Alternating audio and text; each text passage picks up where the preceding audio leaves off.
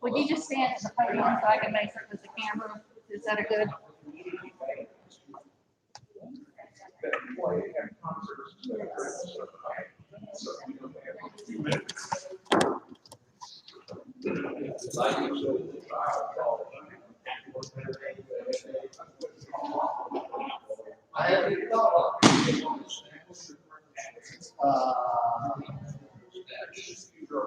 All right, we're just gonna have that work. Thank you.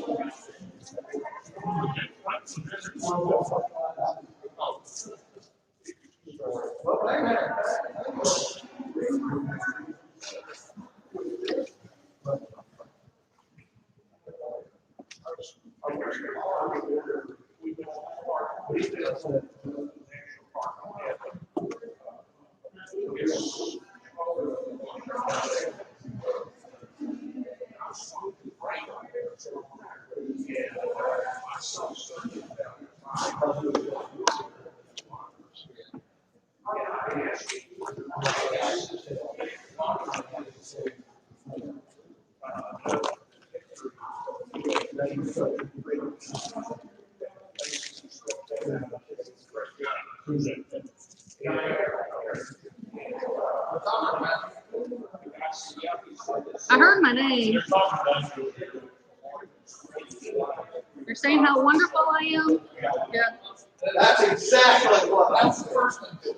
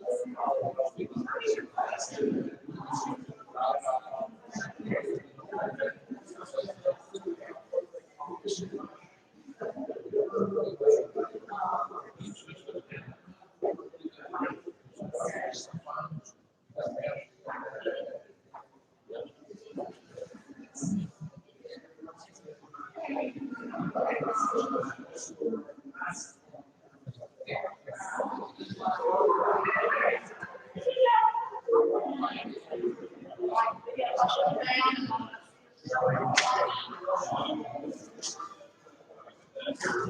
there. How are you? Good.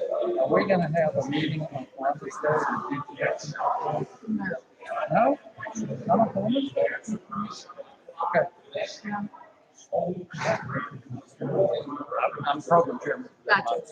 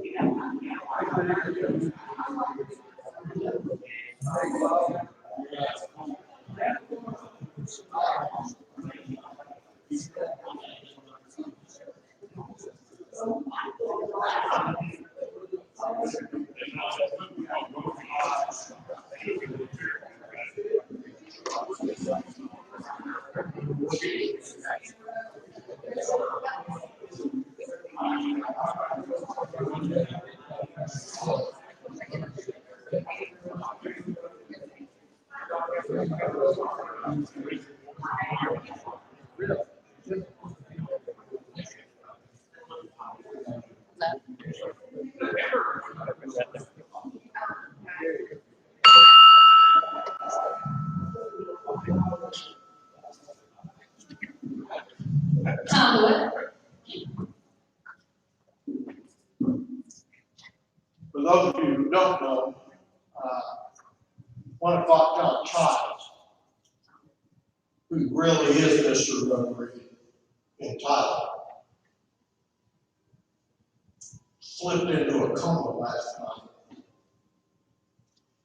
I had an appointment to go see him tomorrow at 2, and they called me to tell me that they were canceling all of the visits. Most of you know I've been around Rotary all my life. And whenever I would go any place in Thailand, no matter what role I was playing, I would run into somebody who said, "You're from Thailand, then you must know that 1 o'clock," and I would say yes. 1 o'clock is the only individual in the world of Rotary who is literally known because of his Rotary nickname. And 1 o'clock comes from his determination that come hell or high water, at 1 o'clock, they were going to walk out and enter the building, whether the president or the program is finished or not. So I'm asking you today to join with me in a special thought for Thelma, Ruth, and John as they deal with what we're all going to face one day. Let us pray. Gracious Heavenly Father, it is a beautiful day in this your world. And we have so many blessings to thank you for. But not the least of which is the love that we share as Rotarians for your people and your world. We hold up John and Thelma Ruth today, not because they are more special, but because they are your special people. We ask that you give wisdom to our national leaders, patience and understanding to those seeking to find peaceful solutions to conflict around the world. We ask that you protect those that protect us, both home and abroad, and give special comfort to those in the West fighting rampant fires that would destroy the beauty of this world.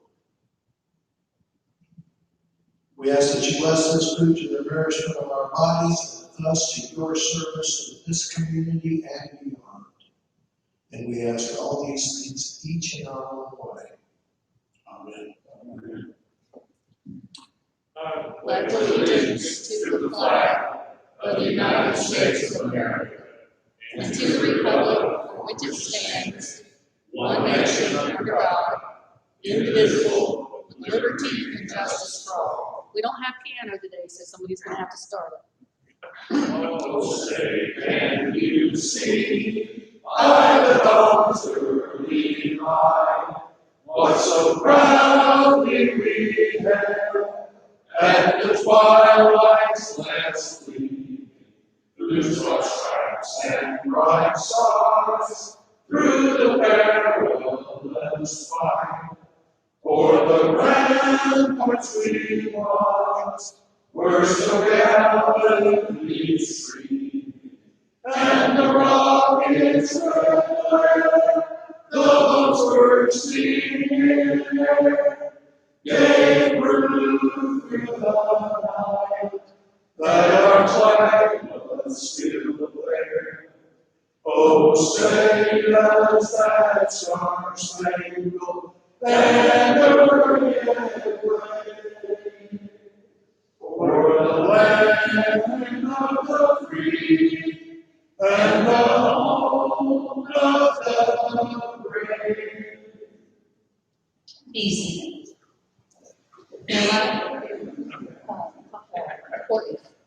Now, At last week's meeting, I made a point to recognize Trisha for being here every week to play the piano for us when we do the national anthem. She came up to me afterwards, she goes, "Thank you so much, but I'm not gonna be here next week." But I thought we sounded pretty darn good. So, Courtney, will you introduce our guest, please? Yes, not to put on the spot, Ms. Megan Riverside Gilbert is here today, Texas Bank and Trust, and he's a visitor of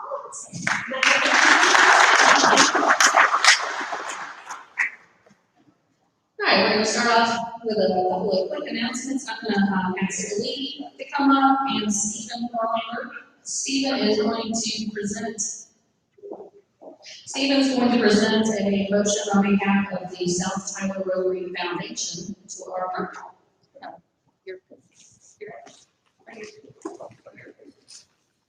Hello, everybody.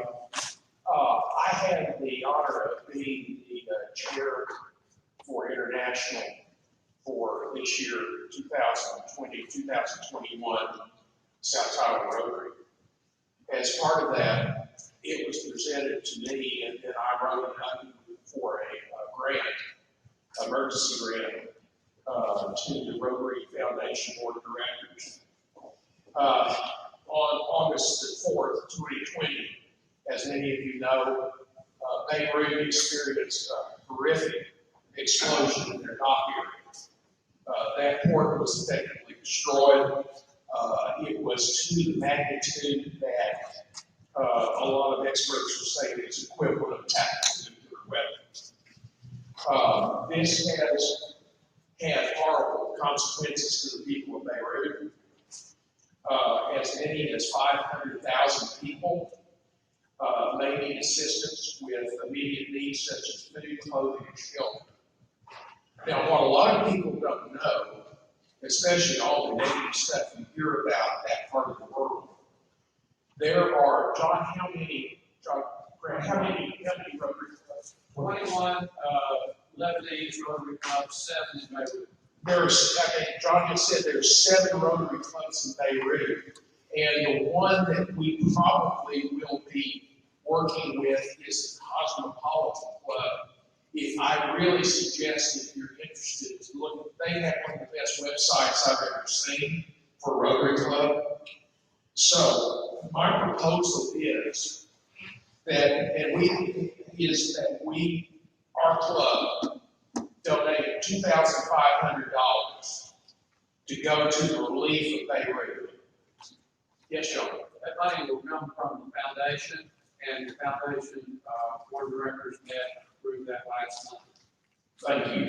Okay, so basically, before we get any kind of voting, I want to tell you the conditions of this. The money transfer, okay, we've already done the first thing, which I brought it to the board. They approved it. The second thing that we're going to do is bring it to you guys, and you're going to vote on it. Because of the situation over there, again, it is a mess. The government of Lebanon is not in any shape, way, or form going to get their hands on this money. It's going to go directly through Rotary.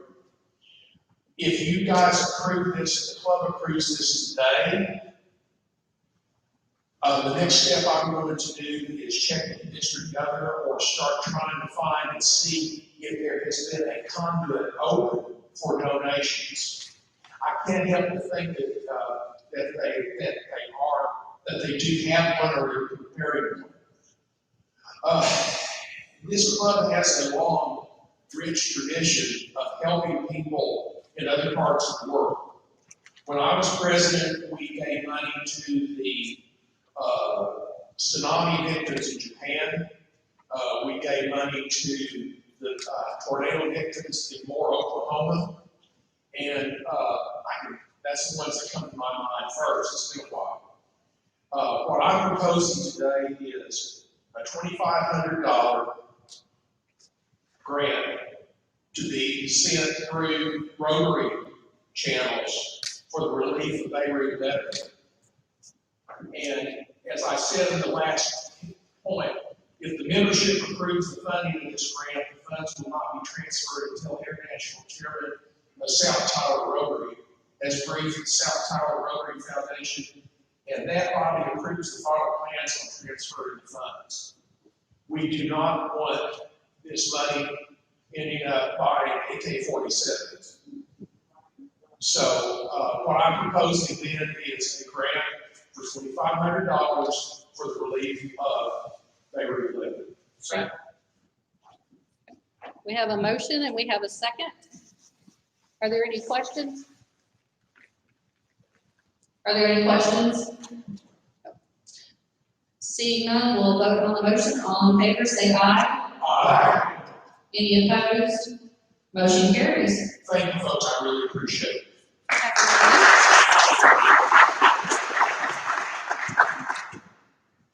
And Lee is going to give us a membership minutes. I'm timing you.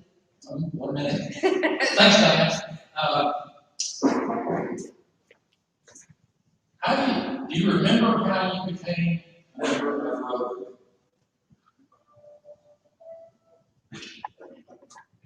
Tom, no, you're chewing. Jerry, how did you become a member of Rotary? Steve Taylor. What happened? Well, he called me up one day and said, "I want to take it easy." Steve Taylor called you up and said, "I want to take it in." I said, "We're going to Rotary Club." Mm-hmm. I had no idea where we go. Yeah, no idea. The same day, he started talking to me about something. Okay. I've been here ever since. It stuck. Something stuck. That's good. I think most of us were asked or invited or coerced into going to lunch. And I did not know where I was going, but I'm certainly glad I said yes. So, think about the benefits of Rotary. My challenge is for each of you to come up with an elevator speech, 30 seconds to a minute, on why you joined Rotary, what you like about Rotary, what the benefits of Rotary are, from leadership, fellowship, personal development, business development, networking, whatever it may be able to talk about those points to prospective Rotarians. There are a lot of Rotarians out in Tyler, Texas. They just don't know it yet. Who you want to go to? Dalton. He's coming up. And Dalton Dickerson's going to come up and he's going to tell us a little bit about a project coming up that's happening right now. While he's doing that, I'm going to give you 2 quick updates. Don't forget that grant applications are being accepted. You can find the information on our website. I think you have until September 14th to get those in. If you have any questions, please let John Dugal know. And for those of you who might be interested, I can share this with all of our members. I sent this out to a couple of key folks. But Roberto Torrico, he is one of our newer members. Read. There is a Zoom call tomorrow. The agenda of the meeting is an introduction to our movement. It's a team of volunteers working on an affordable respirator and oxygen concentrator to help the most needed on their survival rate through the COVID-19 pandemic. So there's a Zoom at 4 o'clock. If you're interested in participating in that, let me know and I will send out the link to you. I know there's a couple folks who've already said that they'll be tuning. And I'm going to let Dalton talk about the Rotary Relish Roundup. Thank you so much. We are doing the Rotary Relish Roundup, so now we're going to be able to go to a trash pickup. One of the cool things about this is you can do it on your own time. So on, sorry, I wear this so much that I'm used to it. So on your own time between now and the end of the month, we encourage you to get with your families and just go out and pick up some trash. And so we want you to pick up trash, clean the park, clean the trail. It does not have to be at Burkeville. You can do it wherever you want to do it. And have fun with it, take pictures, wear your Rotary shirt. And so send us the pictures too so we can post those pictures. We also want you to be able to get credit for your service hours. So anytime between now and the end of the month, go out wherever you want to pick up trash and make a difference. Thank you guys. Thanks, Dalton. My pleasure. My pleasure, he says. While I have the following individuals come up front, may I have Jared Kent, Amanda Homer, and Roberto Torrico come up front so that we can install our new members. I just want to remind you, if you have not paid your dues already, please see Tom Seal in the back. You can accept credit card or check today, so please see him for that. I need my piece of paper.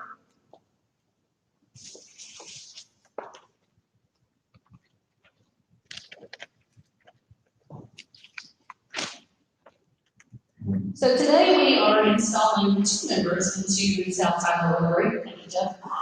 We have Roberto Trigo, who is, I guess, a transferring currently member in there. Okay, so he's a transferring member of sorts from 2 different clubs, Snyder here in Texas, and what's the other club? It was between 46 to 90, that's the celebrating. Right. And then also we have Jared Kemp. I know we've all seen Jared over the last year. He finally officially decided to join us. So today we're going to be installing both of them into Rotary.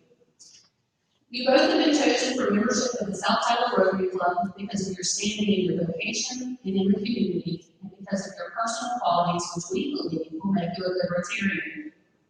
By joining the South Tyler Rotary Club today, you become part of a worldwide organization of business and professional leaders who are united in fellowship to provide humanitarian service, to encourage high ethical standards in all vocations, and to create goodwill and achieve peace throughout the world.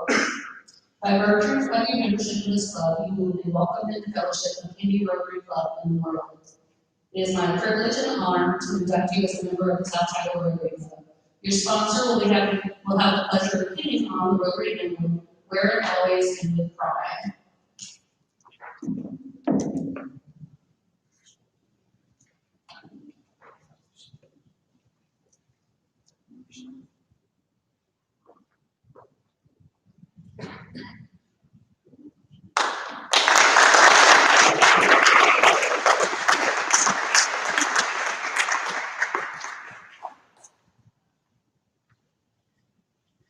Thank you, Jeff. Thank you. Welcome both.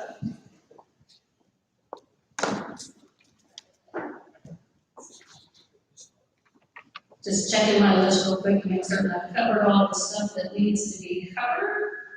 Are there any announcements from anybody on the floor? Any projects coming up that we haven't talked about? Anything that you need to talk about? I do want to welcome Amanda today. Not only is she one of our past presidents, but she's our area governor, which gives her distinguished status at our meetings, I guess. I didn't say presidential hiatus, I promise. She's been reaching out to me a bunch, and so at this point, seeing no other announcements from the floor, I'm going to turn it over. If you saw in your bulletin, we were supposed to have Joe Willis as our speaker today, but we switched. It's going to be our own little coach. I printed off his introduction and left it on my printer so he gets to introduce himself. But we all know and love little coaches, and here he is. Thank you, Larry. I was going to do next week, Joe, who had football coaching time legacy, and that's going to take a long time for me to get used to saying that. And I do the games on the radio. I can be over and under on me saying lead this year on the radio. When I get excited, it's going to be tough. But anyway, Joe had a meeting today, so he and I did a switch, so hopefully we'll have Joe with us next week. I'll introduce myself in a minute. I've known you guys for a long time. I'd like to say this. I'm a Longhorn. I graduated in '79. John Child's one of my favorite acts of all time. There are Rotarians and then there are superstar Rotarians. We honor one every year, our spaghetti star, Marie Franklin, who was one of the founders of our spaghetti dinner, which is our big fundraiser. When I joined this club in 1991, we were doing so well. We were effectively at or near broke. But over the years, we built it up now. We are what we are. And John Childs was that in the entire Rotary Club. For those of you who know John, he never has a bad day. One of the most optimistic Rotarians I've ever met. And if there ever was a Rotarian First Lady, I guess, for this area, Thelma Ruth would probably be that. And met them. He's a tall guy, a World War II veteran, and she's a little lady. And they are what I think every married couple strives to be, best friends. And that's what I think person also be their best friend. And they truly are that. And so I did not know that, Tom, and I'm sad to hear that today. He is an awesome guy. And whatever the plans the Lord has for him, we'll find out here in the next few days. All right, my name is Bill Coates. I've been a Rotarian since 1986. Before I talk sports, I always like to tell my Rotary story. I grew up in Tyler, David. I graduated from John Tyler High School in Tyler High in 1975. University of Texas in 79, went to TJC for 2 years, and got immediately into the broadcasting business. And over the years, I've had a chance to do this, had to do some fun stuff.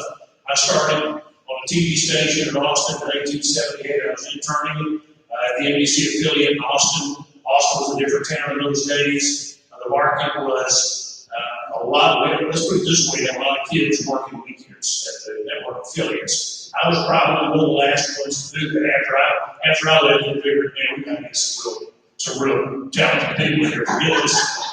But I was interning at the TV station, and the old boy that was doing the weekend sports was a law school student at UT. He had to quit one day on Wednesday. So the next thing you know, on Saturday night, I'm anchoring the 10 o'clock sports. In the fall, after a UT game, right before Saturday Night Live. Okay, so in the 70s, if you remember, that was a huge audience. And I'm sure I provided comic relief going into the 10:30 slot. But anyway, I've learned over the years, over a period of time, that I guess got reasonably good at anchoring TV. And got into radio in the early 80s, and had a chance to do a bunch of fun stuff.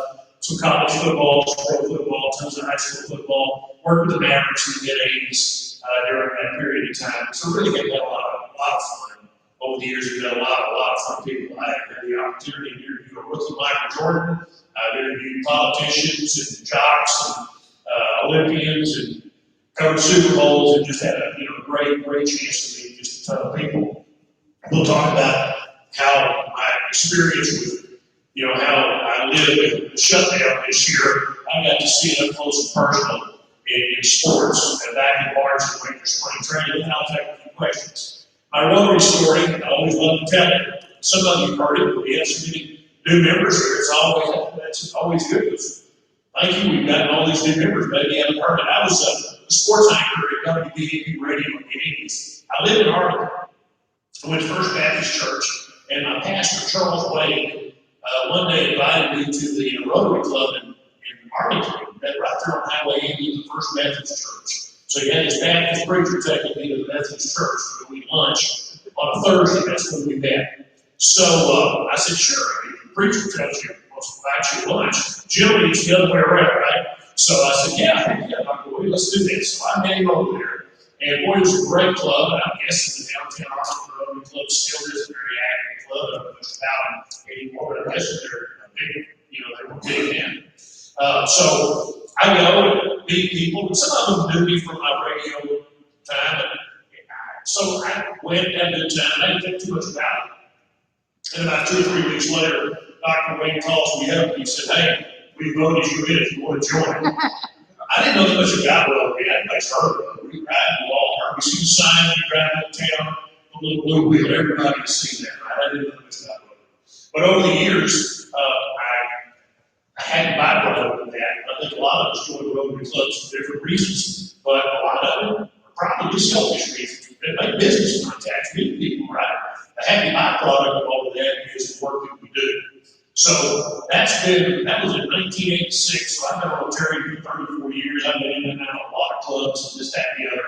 But Rotary was the one thing that I had kept because I had loved it so much.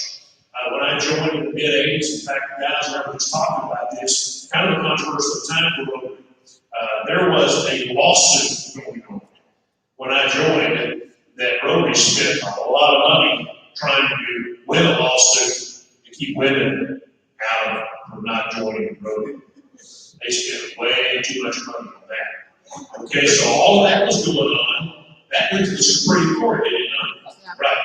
Happily, they ruled the way they did. But it was not a slam dunk in the mid-1980s. A lot of things have changed.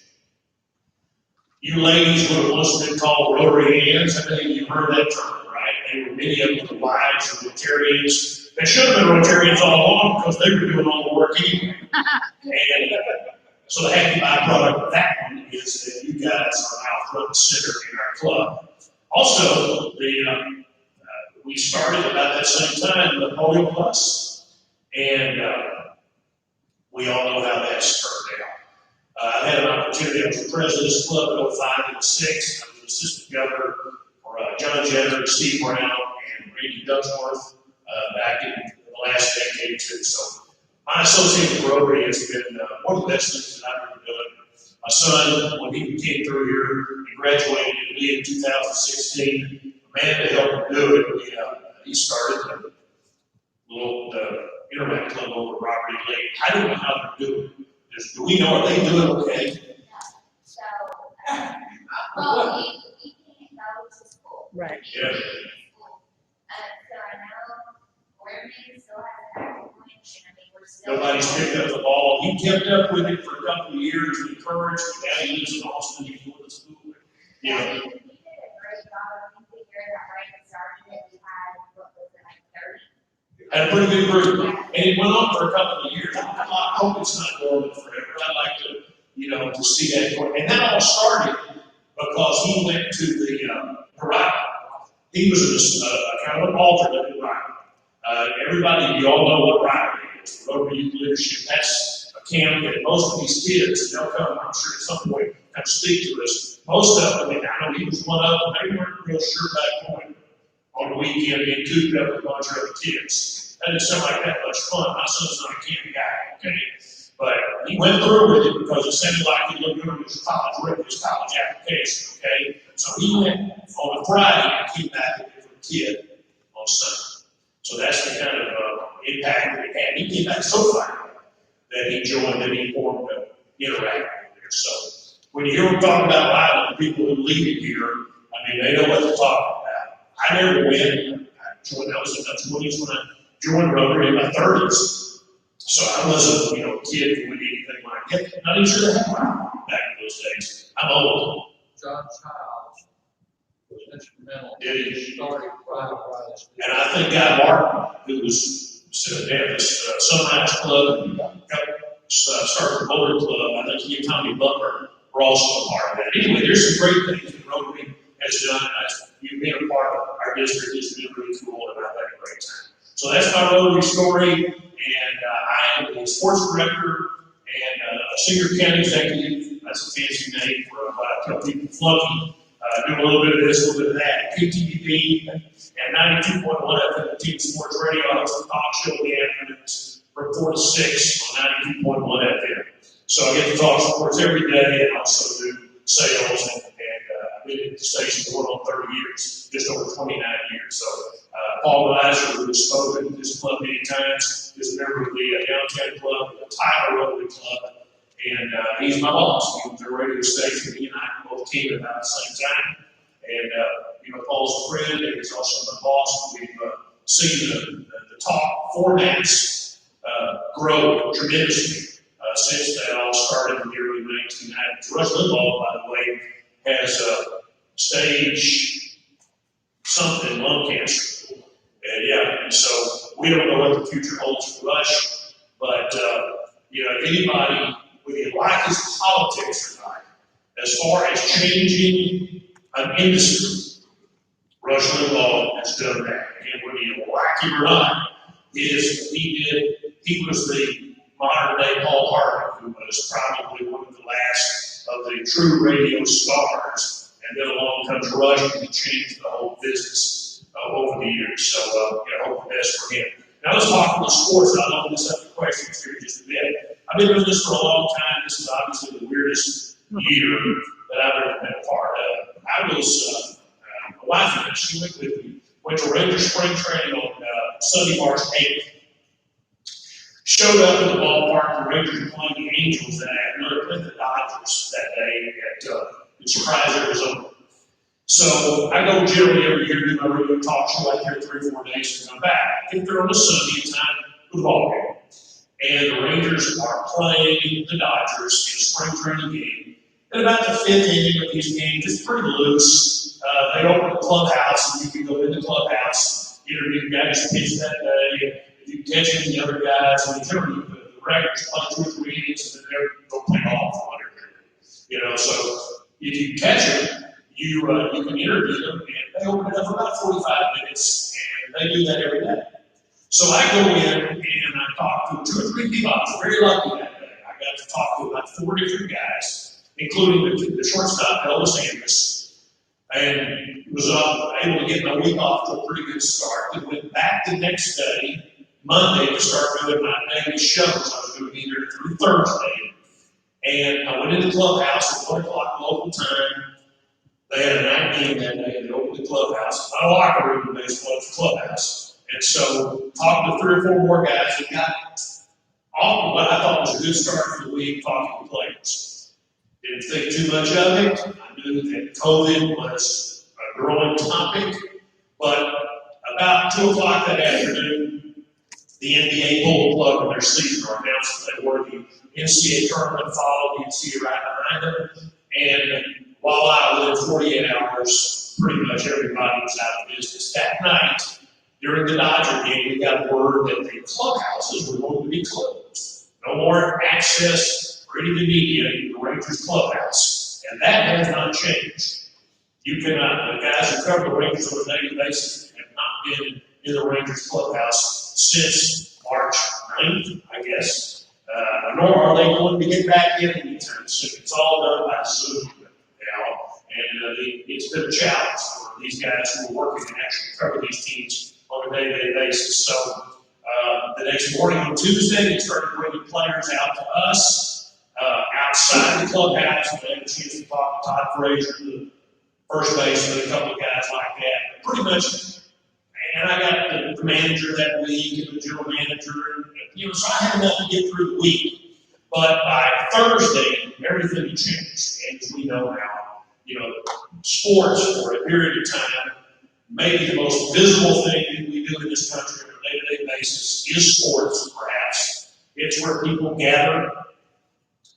It would be the front line of anything like this, because nowhere else in this country or in the world do as many people gather on a day-to-day basis as they do to watch ball games, whether it's a baseball game or a basketball game or a football game, or whatever the heck it is, soccer or whatever.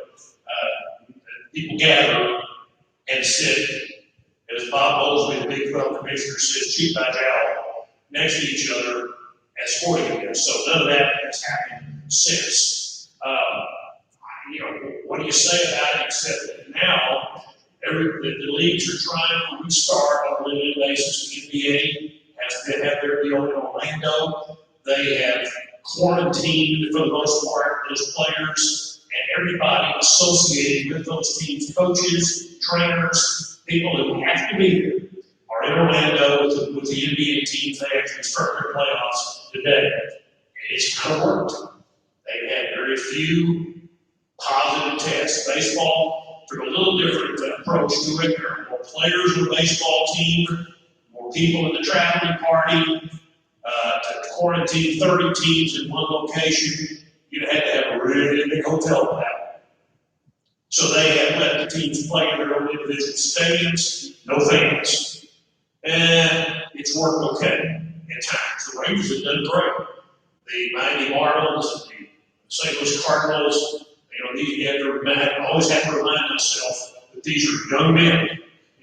Every time I go to Cowboy training camp every year, they're either I'm getting older, they're getting younger. Okay, a combination of both. They're just kids.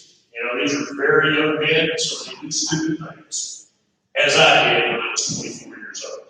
Okay, so they always make the right decision. Apparently, some of those guys haven't made the best decisions. Got themselves in a little bit of trouble. The Marlins have had a hell of a time playing baseball games, and as have the St. Louis Cardinals. Rangers are moving along, and so can they get through a 60-game mini season? I think they can. I think they're going to plow through and try to play and finish this season and play a World Series. The NBA has gone this far. I think they're going to be able to plow through and get it done. The NFL is currently starting their process. They kind of cranked up their training camps. The Cowboys, instead of going to Oxnard, California, are doing their thing at the start of Frisco. their practice facility. The other 31 NFL teams are doing that. We ran the numbers last week. Let's say typical NFL team, key personnel, 80 players, 20 coaches, and all the staff, trainers, managers, strength and conditioning. You're talking about 150 people by the time you throw in Jerry and Stephen Jones, and if you keep throwing all those people that would need access. So that's 150 people. Multiply that times 32 teams, that's just under 5,000. That if you're going to do a bowl for the NFL, that's got to be one really big hotel, right? And maybe Vegas has a hotel that big. There's some out there probably that big. That's a massive. So they're not doing the so-called quarantine. Some of the teams are quarantining themselves. The caliber of players and staff members have gotten together. And if you know the layout of the Star, there is the Ford Center, and right next door to it, they built a really big hotel called the Army that's attached to the building. And so they more or less moved in there. And they're going to try to play a football season. All right, all of that's one thing. The pros are one thing. College football is a whole other deal. But you're talking about 18 to 21-year-old guys trying to go to college, living in a dorm, a little bit tougher. That's a little bit more like herding cats, okay? A little closer. And so they've got, got a challenge ahead of them. Last week, the Pac-12 and the Atlantic Coast Conference both voted to not play this year. Now, that's been controversial because the players in those teams clearly want to play. Some of the coaches clearly want to play. They even made noise about possibly having their own little deal. We'll schedule our own game. We don't need the conference. Ohio State and some of the others, Nebraska, that are in that league, we're talking about doing that. They've kind of all been muzzled by their conferences. So you're not hearing much about that right now. Last Tuesday night, we had John Denton here last week, and he told you there was a meeting early last week among the Big 12 board of directors about whether or not the Big 12 was going to push forward. They decided to try. And the SEC, which is the Southeastern Conference, and the Atlantic Coast Conference, which is not all, but mostly Southeastern schools, have all decided to try to play. It goes a little bit suspiciously toward political and geographical lines. The Pac-12 is West Coast, the Big 10 is North. The other three leagues are predominantly South. Whole different attitude about football down here, for the most part. And so they're all going to try to push through. Whether they get to do it or not remains to be seen. I do think that they're going to start, and they're going to start the season. We'll see how it goes from there. But it's going to be a challenge. The whole thing has been a challenge. It's been unprecedented. I've never seen anything like it. And then there's high school football. This is Texas. University of Scholastic League has told them to go ahead and give it a try. And so they are. Across the street right now, they're preparing to play football.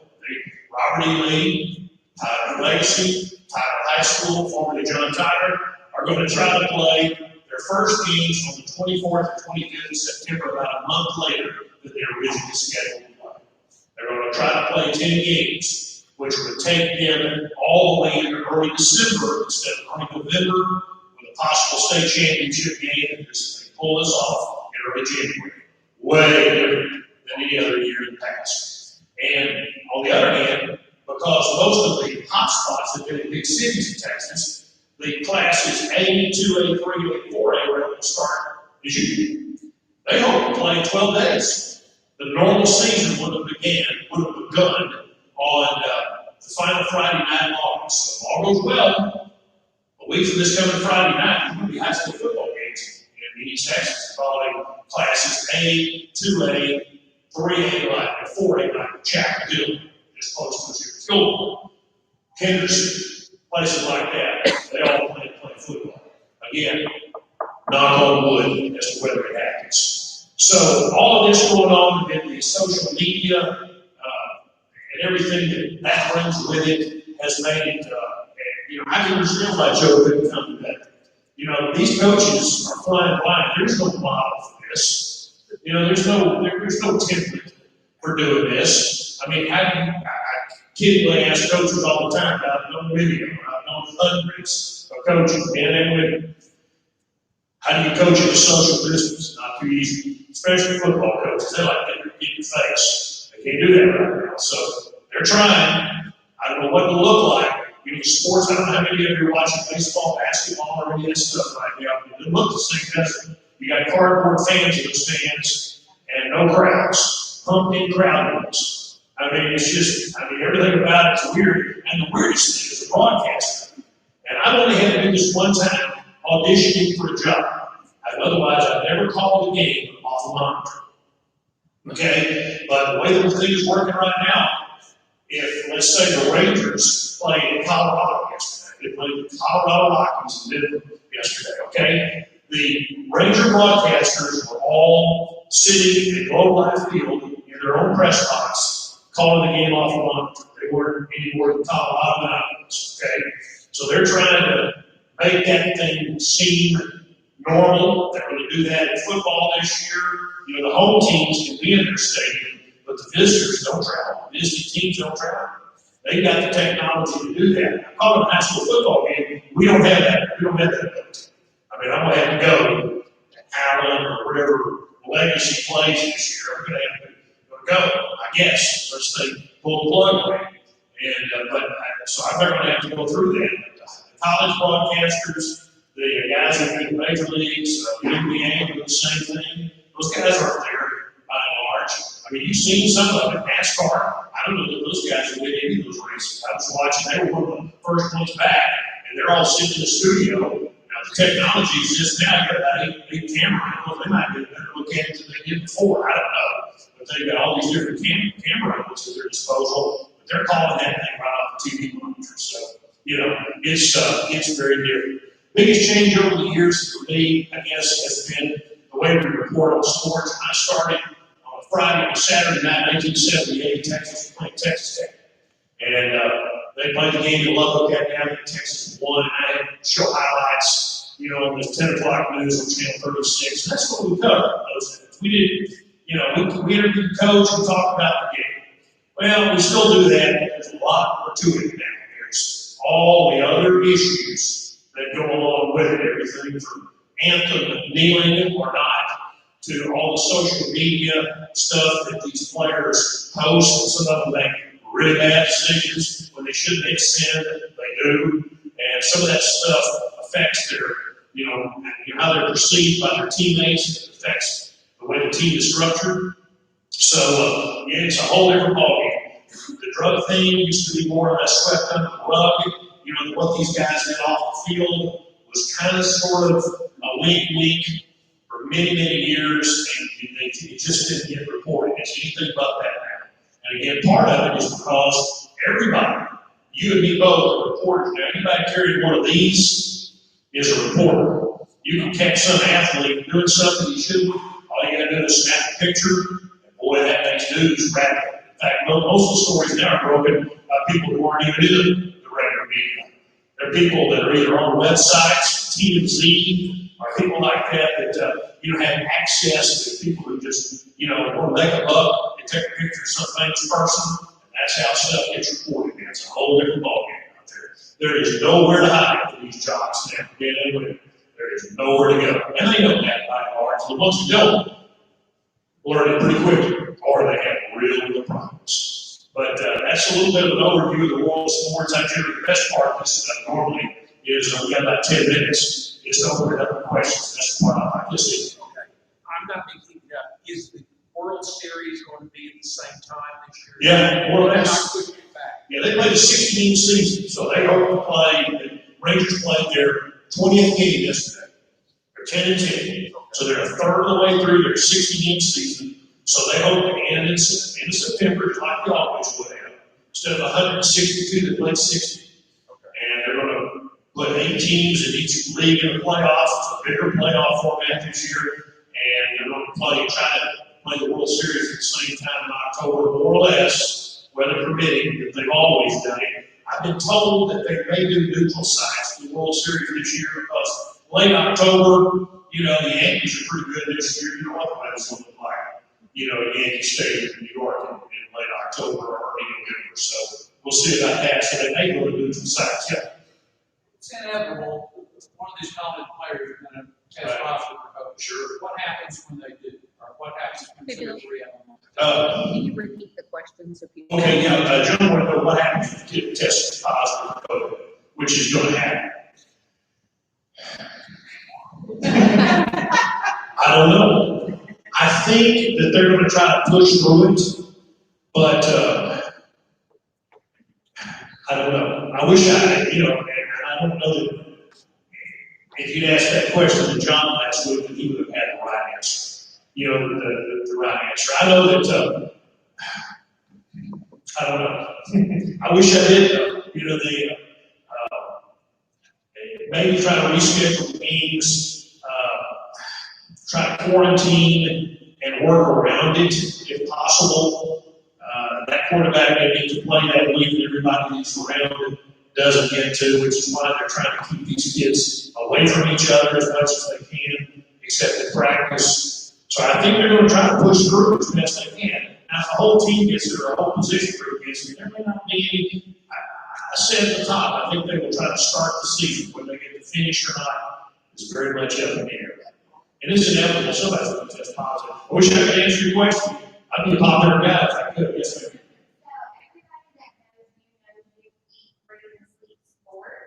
What did you do with your time when everything got shut down? I can tell you everything you want to know about Netflix. I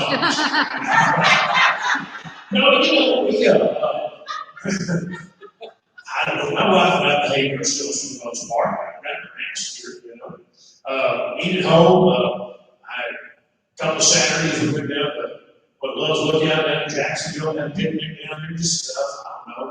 But I miss it. Did you? I mean, it's something, even if you're not a sports fan per se, there's something about a live event, no matter what it is, it's immediacy, you don't already know the ending to it. It's why we like sports. It's reality TV, only real reality TV.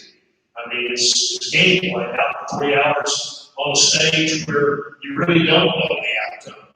And that's why we like sports. So I think I sure missed it. But whatever we can do to kind of, it's funny, we did okay. I think a lot of people found out that, you can get to know each other again.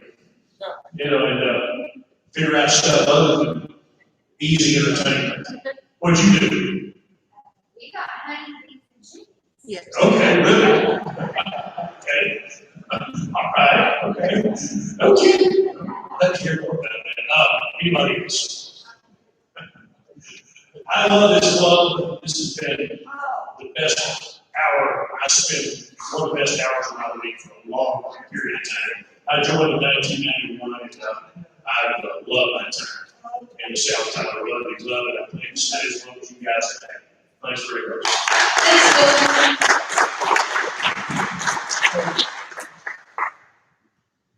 I didn't know that AV coordinator was going to be part of my title this year, so trying to make certain. And in case you guys aren't aware, we have about 10 people on YouTube, so everybody applaud them being here via YouTube. That's why I do little things like ask the speaker to repeat the question because they can't usually hear it from the field. So what's the last?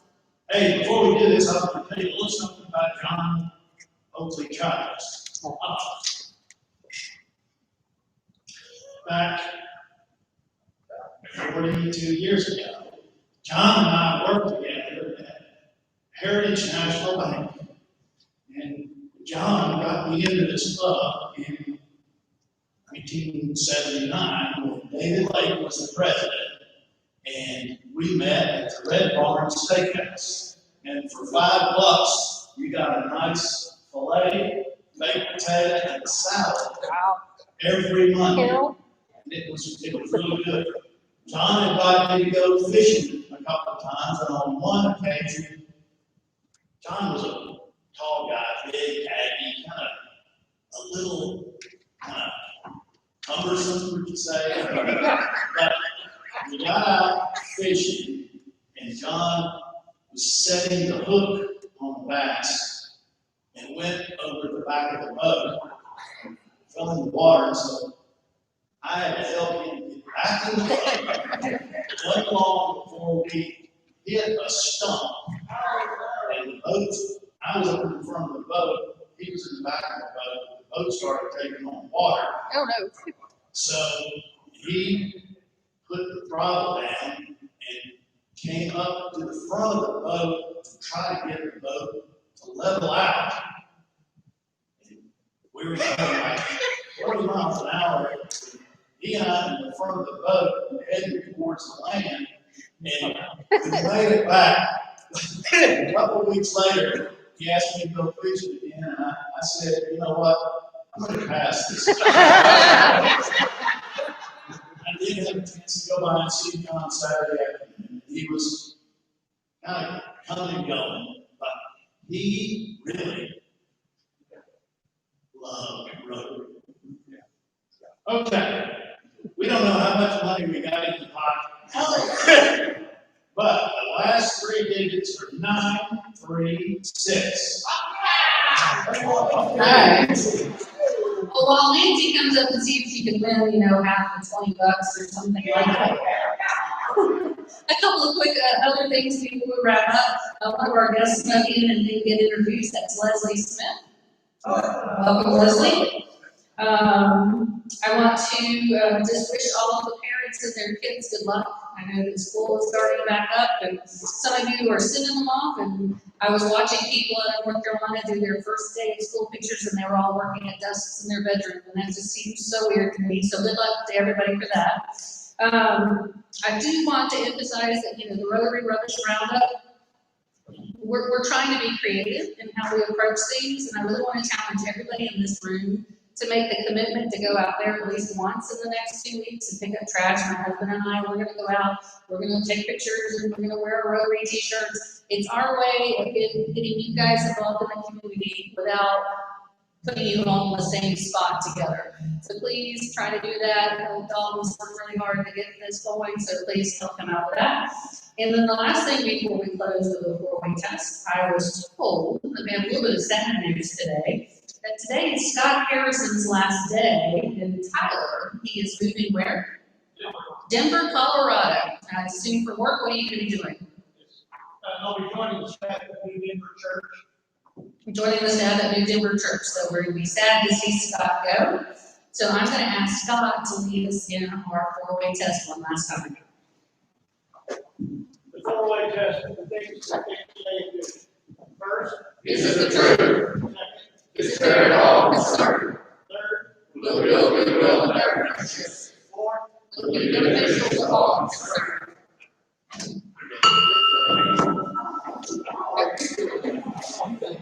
That's all.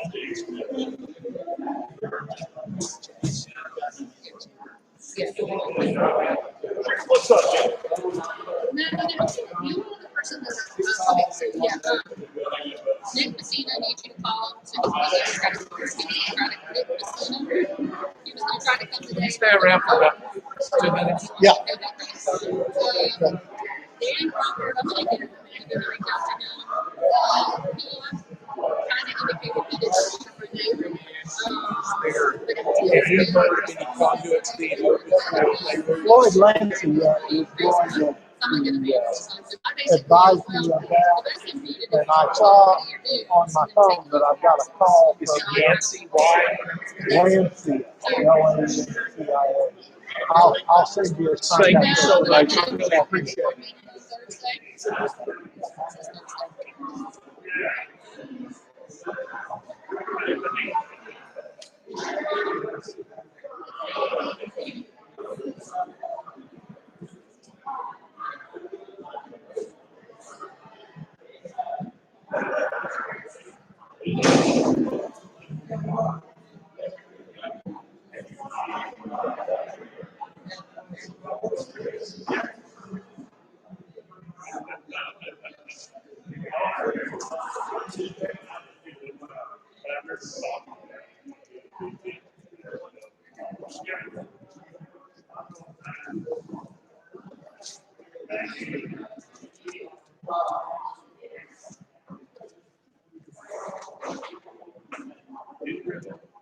But he was still paying his dues.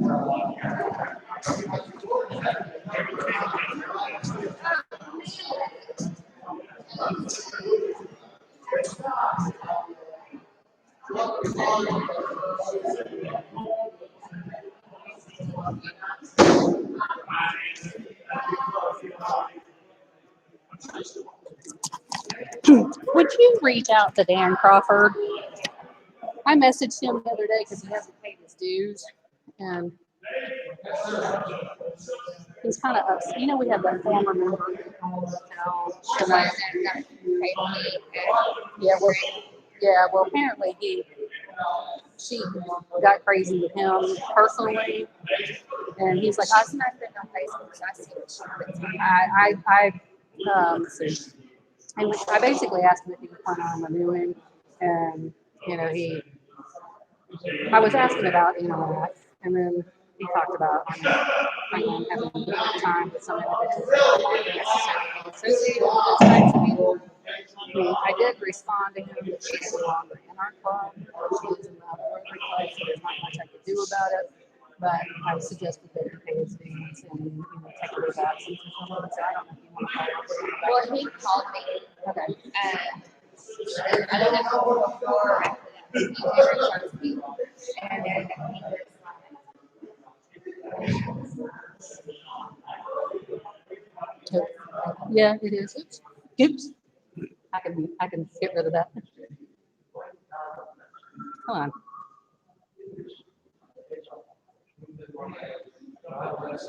Here we go.